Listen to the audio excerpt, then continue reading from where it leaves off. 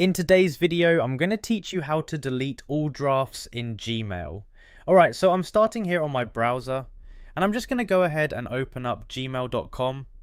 Once it loads, I'll make sure I'm signed into my account, and now I'm looking at my inbox.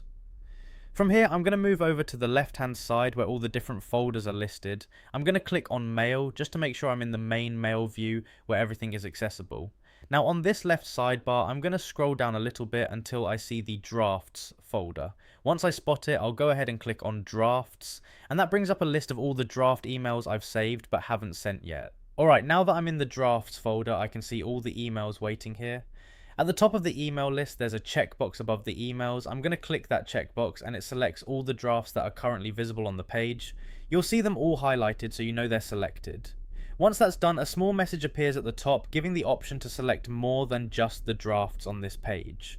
I'm going to click on Select All Messages in Drafts, which makes sure every single draft in the account is selected, not just the ones on this page. Now that all drafts are selected, I'm going to move up to the toolbar and click on the delete icon, which looks like a little trash can. I'll go ahead and click it, and just like that, all of the draft emails are deleted.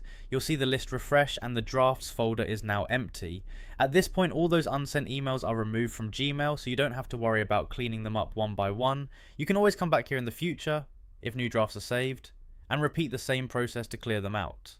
And that's pretty much it. That's how you quickly and easily delete all drafts in Gmail at once without having to go through them individually.